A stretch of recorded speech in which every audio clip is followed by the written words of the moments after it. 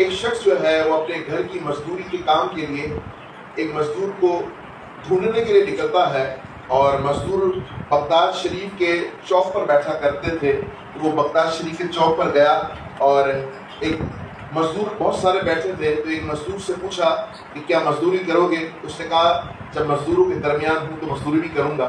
اور اس شخص نے کہا کہ دل میں سوچا کہ اس کے چہرہ جو ہے بڑا نورانی ہے، اور عبادت کا نور اس کے چہرے سے چمک رہا ہے، اور بدن اس کا کمزور ہے، ہو نہ ہو یہ اللہ کا نیک بندہ ہوگا، تو اسی اپروچ کیا جائے، اسی لے لیا جائے۔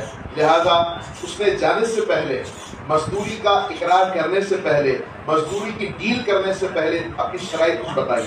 کہا پہلی شرط یہ ہے کہ میں، لوگ جو ہے نا 4 دینار لیتے ہیں، میں 3 دینار لوں گا، اس سے زیادہ نہیں لوں گا۔ کہا یہ تو بہت اچھی شرط ہے، اس کے علاوہ بھی ایسی شرطیں بتائیں۔ تو اس نے کہا دوسری شرط یہ ہے کہ مجھ سے کوئی بھی سوال کریں گے تو میں اس کا جواب نہیں دوں گا۔ کہا یہ کیسی شرط؟ کہا چلو ٹھیک ہے، ویسے تو شرطیں مالک کی ہوا کرتی ہیں، جو بندہ دھیاڑی دیتا ہے، پیسے دیتا ہے، اس کی شرط ہوتی ہے، لیکن چلو یہ بھی قبول ہے۔ کہا تیسری شرط یہ کہ جب اذان ہو جائے گی نا تو میں کسی کام کو ہاتھ نہیں لگاؤں گا۔ کہا ٹھیک ہے۔ اب وہ شخص جو ہے گھر آ گیا، اور جو مزدور، آج کل تو مزدور بھی بڑے سمجھدار ہو گئے، سمجھدار سے مراد یہ کہ اللہ معاف فرمائے کہ وہ اپنے آپ کو اس عمل کو سمجھداری کا نام دیتے ہیں۔ وہ کیا کہ دن کی دھیاڑی ہوتی ہے تو وہ دن کو کور اس انداز سے کرتے ہیں کہ ایک دن کے کام کو وہ 4 دن لگا دیتے ہیں، تاکہ 4 دن دھیاڑی ملتی رہے۔ حالانکہ وہ کام ایک دن میں بھی کر سکتے ہیں، لیکن ان کی سگریٹ آدھے گھنٹے کی ہوتی ہے، پونے گھنٹے کی ان کی چائے ہوتی ہے، پھر ایکسٹرا باتیں ہوتی ہیں، اور اسی میں رات ہو جاتی ہے، پھر وہ کہتے ہیں کہ مغرب ہو گئی، اب ہم نے گھر جانا ہے۔ وہ شخص جو تھا نا، اس نے ایک کام کو فوری طور پر 2 گھنٹے میں کر دیا۔ جو پورا مزدور جو ہے نا دن لگا تھا، اس نے 2 گھنٹے میں کر کے دے دیا۔ اس کے بعد جب کام نکلتا ہے تو کام کے ساتھ دوسرا کام بھی نکل گیا، تو اس شخص نے جو لے کر کے گیا تھا اس نے کہا کہ یہ بھی کام ہے، اور اس نے کام کے لیے مٹی کو نکالا، اور جیسے ہی مٹی کو نکالا تو آسان ہو گئی۔ تو باپ نے کہا بیٹے سے کہ بیٹا ان کو کہو کہ کام پورا کر کے جانا۔ اس نے کہا، اس شخص نے، اس ایک بندے نے کہا کہ تمہارے والد گرامی سے بات ہو گئی ہے، میں اذان کے وقت سوائے اللہ اس کے رسول کے کسی کی نہیں سنتا۔ اللہ اس کے رسول کے پیغام جب آ جاتا ہے تو میں اس کے علاوہ کسی کی نہیں سنتا، اور کام کو وہیں چھوڑ کر وہ چلا گیا۔ نماز پڑھ کر کے آیا تو بیوی نے اپنے شوہر سے کہا کہ اس کو کہو کہ دوپہر کا وقت ہے، کھانا کھا لیں۔ تو اس شخص نے کہا کہ میں روزے سے ہوں۔ ہمارا دیکھیے رمضان کا مہینہ نہیں ہے اور نفلی روزہ رکھا ہوا ہے، مزدوری کر رہا ہے۔ واقعہ آگے اس انداز سے چلتا ہے کہ وہ شخص کہتا ہے کہ تم اپنا نام تو بتاؤ۔ وہ کہتا ہے کہ میں نے کہا تھا نا میں اضافی باتوں کا جواب نہیں دیتا، تو لہٰذا بہت معذرت۔ اب وہ چلا جاتا ہے، اگلے دن پھر کام پڑتا ہے، اور وہ شخص جاتا ہے بازار میں اسی شخص کو ڈھونڈنے کے، اسی شخص سے کام کروانا ہے، لیکن کام کے لیے بندے کو ڈھونڈا جاتا ہے تو اس کے بارے میں دیگر مزدور بتاتے ہیں کہ وہ بھائی بندہ کہاں ہے؟ وہ مزدور بتاتے ہیں کہ وہ بندہ جو ہے ہفتے میں صرف 1 دن کام کرتا ہے، اور وہ ہفتے کا دن ہے، باقی پورا ہفتہ کام نہیں کرتا، باقی پورا ہفتہ اللہ اس کے محبوب کے ذکر میں محو ہوتا ہے، اللہ اس کے رسول کے ذکر میں جو ہے نا مشغول رہتا ہے۔ کہا وجہ کیا ہے؟ کہا اسے 3 دینار کمانے ہوتے ہیں، اور 3 دینار پورے ہفتے وہ آرام سے چلا لیتا ہے، اس کا خرچہ اتنا زیادہ نہیں ہے، 3 دینار میں بہت زیادہ وہ خوش ہوتا ہے، تو اس لیے وہ ہفتے میں 1 دن کام کرتا ہے، مہینے میں 4 دن کام کرتا ہے۔ اللہ اکبر۔ اب اگلا ہفتہ آیا، انتظار کیا تو پتہ چلا کہ وہ شخص آیا نہیں ہے۔ معلوم کرنے میں پتہ چلا کہ وہ شخص بہت زیادہ بیمار ہو گیا ہے، مزدور۔ پتہ کیا گیا کہ بھائی کہاں رہتا ہے، اس کی عیادت کے لیے جایا جائے، تو کہا کہ بغداد معلّہ کے قبرستان کے بالکل بیک سائڈ پر وہ رہتا ہے۔ اللہ اکبر، یہ واقعہ سننے والا ہے۔ جب وہ شخص جو ہے جاتا ہے، دروازہ کھلا پاتا ہے، تو وہ بیمار مزدور جو ہے وہ کہتا ہے کہ آخر وجہ کیا ہے کہ تم آئے نہیں؟ تو کہا میں آپ کا ہی انتظار کر رہا تھا، اور بہت زیادہ طبیعت خراب ہونے کی وجہ سے میں آ نہیں پایا، اور اب میری 2-3 باتیں ہیں، ان کو ذرا سن لو، اور ایک وصیت ہے اس کو قبول کر لو۔ کہا پہلی بات یہ کہ آج رات کو میں نے اپنے رب کے حضور پیش ہونا ہے، اور میں اس دنیا کو چھوڑ کر کے چلا جاؤں گا، میرا رات انتقال ہو جائے گا، تو تم نے یہ کچھ پیسے ہیں، اسے رکھ لو، اس سے میرے قبر کے اور میرے کفن کے انتظام کو کر لینا ہے، اور یہ ایک انگوٹھی ہے، اس انگوٹھی کو ہارون رشید تک پہنچا دینا ہے۔ اور کہا، اس شخص نے کہا کہ وہ جو مزدوری کے لے کر کے گیا تھا، اس نے کہا کہ اپنا نام تو بتاؤ۔ کہا میرے پاس ٹائم بہت کم ہے، رب تعالیٰ کو منانا ہے، رب تعالیٰ سے معافی طلب کرنی ہے، رب تعالیٰ کی بارگاہ میں سر سجود ہونا ہے، تو میں اضافی باتیں نہیں کر سکتا، میری معذرت کو قبول کر لو، اور میری جو باتیں ہیں، گزارشات ہیں، وصیت ہے، اس کو مان لو، اس کو قبول کر لو، بس میرے پاس وقت بہت کم ہے۔ کیسے اللہ والے تھے، کیسی فکر رکھا کرتے تھے۔ دیکھیں ہم اور آپ تو پوری رات گزار دیتے ہیں فضول باتوں میں، لیکن اللہ والوں کی شان یہ ہوا کرتی کہ وہ زندگی میں بھی اپنے وقت کی بڑی قدر کرتے، اور اپنے جانے کے وقت بھی اسپیشلی اپنے رب کو منانے میں لگے رہتے، لگن رکھتے۔ لہٰذا اس مزدور کا رات میں انتقال ہو گیا۔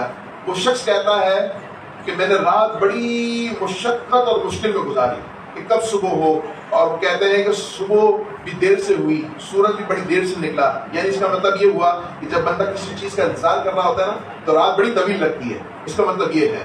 تو اب رات گزری، صبح ہوئی، فجر کی نماز پڑھتے ہی میں اس مزدور کے گھر میں داخل ہوا تو پتہ چلا کہ اس مزدور کا انتقال ہو گیا ہے، اور خوشبوئیں کی لپٹیں آ رہی ہیں۔ کہا میں تو اپنے ساتھ 2 بندوں کو لے کر کے گیا تھا کہ میں اور 2 بندے اور ساتھ ہوں گے تو جنازہ بھی پڑھائیں گے، غسل بھی دیں گے، قبر میں بھی اتاریں گے، لیکن خلقت کہاں سے اس کے پاس آ رہی تھی اس کی زیارت کے لیے، اس کے جنازے میں شرکت کرنے کے لیے، کہ میں حیران تھا کہ اتنا سفید پوش، اتنا سادہ آدمی، اتنا لوگوں سے اپنے آپ کو چھپانے والا آدمی، اور اتنی خلقت۔ سچی بات تو یہ ہے کہ جب اللہ وحدہ لا شریک کسی کی محبت مخلوق کے درمیان داخل فرما دیتا ہے نا تو پھر خلقت قدرتی طور پر اس سے محبت کرنے لگ جایا کرتی ہے۔ اب وہ جو ہے اس کی وصیت کیا تھی، وہ وصیت رہ گئی۔ وصیت یہ تھی کہ اس نے کہا کہ ہارون رشید کو یہ میری انگوٹھی دے دینا۔ وصیت، جنازہ ہو گیا، سب کچھ ہو گیا، اب نہ بیٹے نے کچھ بتایا ہے نہ باپ نے کچھ بتایا ہے۔ بیٹا کون ہے، باپ کون ہے، وہ مزدور کون ہے، ہارون رشید کون ہے۔ اب راز عیاں ہونے لگتا ہے کہ ہارون رشید کے بارے میں وہ بیٹا پہلے ہی کہہ چکا ہوتا ہے کہ میرا باپ جو ہے نا چونکہ بادشاہ ہے اور بادشاہ مصروف رہتا ہے تو اس سے کہنا کہ تمہارے لیے ایک امانت ہے۔ لہٰذا وہ جاتا ہے عصر کے وقت اور پوچھتا ہے کہ مجھے بادشاہ کا وقت مل سکتا ہے، تو اس کے بادشاہ کے غلام جو ہے وہ کہہ دیتے ہیں کہ بادشاہ بڑے مصروف ہے۔ بادشاہ کا کہیں گزر ہوتا ہے تو وہ کہتا ہے کہ بادشاہ سلامت، مجھے آپ سے کام ہے، تو وہ نظر انداز کر دیتا ہے۔ پھر وہ کہتا ہے کہ مجھے کام یہ بھی ہے کہ آپ کی امانت آپ تک پہنچانی ہے۔ تو فوری طور پر سن کر اسے قریب لے کر کے جاتا ہے اور اپنے پاس بٹھا کر کے پوچھتا ہے کہ کیا وجہ ہے، کیوں ملاقات کرنا چاہتے تھے، کیا امانت ہے؟ تو وہ کہتا ہے کہ یہ انگوٹھی ہے۔ جیسے ہی وہ انگوٹھی دیکھتا ہے نا رونے لگ پڑتا ہے، افسوس زدہ ہو جاتا ہے۔ میرے بھائیوں اتنا روتا ہے کہ وہ شخص کہنے لگتا ہے کیا میرا کلیجہ پھٹ جائے گا، یا تو تم بتاؤ، کیونکہ تمہارے اس شخص نے، اس مزدور نے بھی انگوٹھی دیتے ہوئے کچھ نہیں بتایا اور تم بھی کچھ نہیں بتا رہے۔ اس نے کہا کہ دراصل وہ میرا بیٹا تھا، اور وہ میرا بیٹا تھا اور ایک ولی اللہ کی صحبت میں بیٹھا کرتا تھا، اور اللہ کے ولی کی صحبت کی برکت سے اس نے اپنے آپ کو دنیا سے کنارہ کر لیا، اور مجھ سے بھی بارہا کہتا کہ والد گرامی حساب دینا بڑا مشکل ہو جائے گا، یہ بادشاہی، یہ تخت و تاج سب کو چھوڑ کر کے اللہ اس کے محبوب کو راضی کرنے لگ جاؤ۔ کہا میں اپنے بیٹے کی بات نہیں مانتا، اور اس کی ماں سے کہتا کہ اس کو سمجھاؤ۔ ماں بھی سمجھاتی، میں بھی سمجھاتا، بالآخر اس نے کہا کہ والد گرامی اب آپ کا رستہ الگ ہے اور میرا رستہ الگ ہے، میں اپنے رب کو منانے کے لیے اپنا گزر بسر کچھ بھی کر لوں گا، لیکن میں اب اس جگہ رہ نہیں سکتا۔ لہذا اس نے کہا کہ یہ میرا بیٹا تھا، مجھے اس کی قبر پر لے جاؤ۔ قبر پہ لے گئے تو قبر پر جو ہے وہ لپٹ کر بہت زیادہ رونے لگا، بہت زیادہ تڑپنے لگا، اور روتے روتے ایک الگ کیفیت میں داخل ہونے کے بعد کہنے لگا کہ یہ تھا تو میرا بیٹا، لیکن میرا پیر، میرا مرشد کی طرح ہے کہ جس نے مجھے سبق دے دیا کہ جو لوگ اللہ اس کے رسول سے محبت کیا کرتے ہیں وہ دنیا کو ترجیح نہیں دیتے. لہٰذا ہمیں بھی کوشش کرنی چاہیے, ہمیں بھی یہ ارادہ کر لینا چاہیے, ہمیں بھی اپنے رب کو منا لینے کی کوشش کر لینی چاہیے. یقیناً وہ لوگ یقیناً کامیاب ہیں جنہوں نے رب تعالیٰ کو راضی کرنے کے لیے اپنی ساری زندگی کو رب اور اس کے رسول کے فرامین کے مطابق گزارا. حضرت عیسیٰ علیہ السلام کی کیفیت یہ تھی کہ آپ علیہ السلام 450 سال آپ جو ہے وہ بظاہر حیات رہے. اور آپ سے کسی نے پوچھا کہ حضور آپ شادی کیوں نہیں کرتے؟ کہا زندگی کا وقت بڑا مختصر ہے, کیوں نہ اپنے رب کو منا لیا جائے. پھر آپ کی یہ طبیعت تھی کہ آپ جو ہے نا اپنے پاس ایک تکیہ اور ایک پانی پینے کے لیے توشہ رکھا کرتے. آپ نے ایک مرتبہ دیکھا کہ ایک شخص جو ہے تکیے کے بغیر اپنے ہاتھ کے تکیہ بنائے ہوئے ہیں, تو آپ نے وہ تکیہ بھی خراب کر دیا.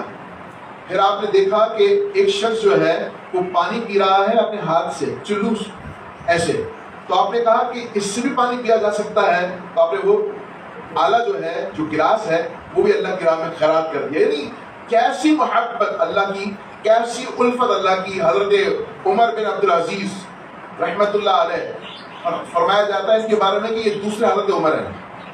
کون ہے یہ؟ دوسرے حضرت عمر ہیں. ان کی شان دیکھیے.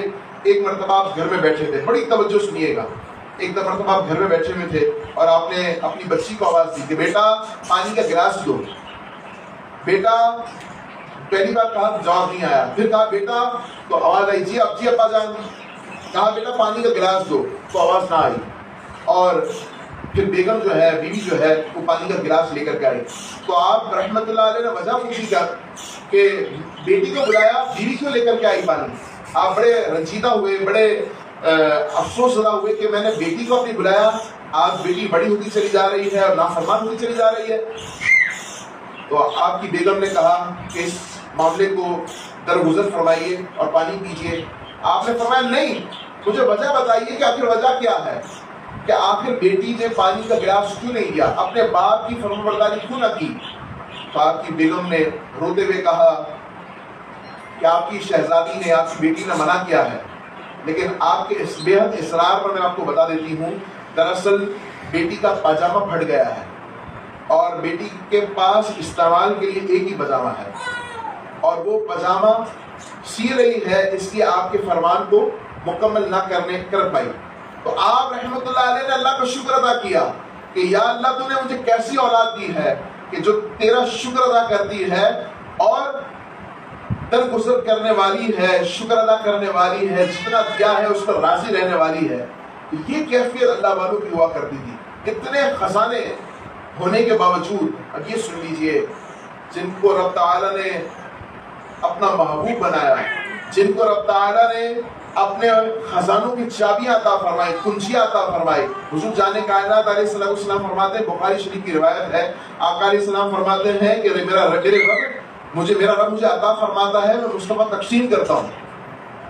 یعنی دروازے کا منہ کھلا ہے, خزانہ رکھتا ہے, اور تقسیم کی ذمہ داری اور تقسیم کاری کی جو شان اور عظمت کس کو عطا فرمائی ہے؟ جان کائنات کو صلی اللہ علیہ وآلہ وسلم.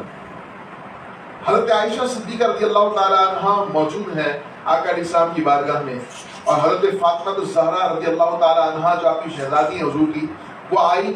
تو آپ علیہ السلام نے فرمایا اے فاطمہ آج بغیر بتائی آ گئی. تو ایک رونے والی کیفیت کے ساتھ کہنے لگے ابا جان دراصل آج علی جو ہے کچھ جو لے کر کے آئے تھے, اور وہ میں نے پیس کر روٹی بنائی, اور روٹی بنانے کے بعد علی نے بھی کھائی, بچوں نے بھی کھائی, اور جو میرے حصے کی تھی وہ بابا جان میں آپ کے پاس لے کر کے آئی. حضور صلی اللہ علیہ وسلم نے روتے ہوئے فرمایا اے میری بیٹی کتنے دن سے بھوکی ہو؟ کہا یا رسول اللہ 3 دن سے. اب بیٹی بھی زاروں قطار سے رونے لگی ہے اور کہنے لگی ہے یا ابا جان یا رسول اللہ آپ کتنے دن سے بھوکے ہیں؟ فرمایا 5 دن سے.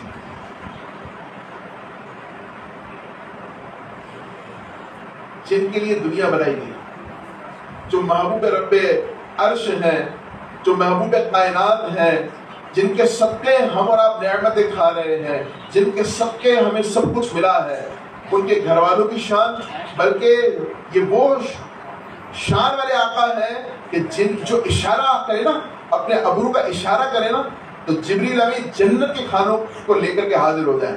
اس کے باوجود بھی آقا دو جہاں علیہ السلام نے اپنی بھوک کو برداشت کیا اور امت کی بھلائی اور امت کی بہترین تربیت فرمائی۔ یہ کیا شان والے آقا ہیں۔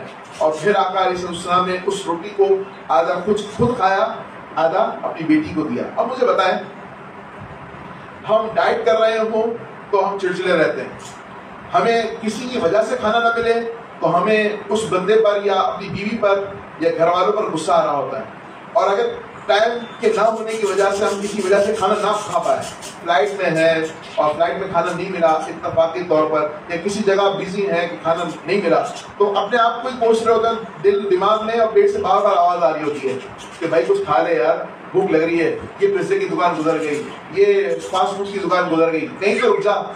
اپنے آپ کو کوس رہے ہوتے ہیں، کسی دوست کو ڈانٹ رہے ہوتے ہیں یار تیری وجہ سے آج کھانا نہیں کھایا۔ اور وہ شان والے آقا جن کے یوں سمجھ لیجیے کہ ایک ٹھوکر مارنے سے زمین جو ہے وہ نعمتیں اگل دے۔ اور وہ آقا علیہ السلام 5 دن ہر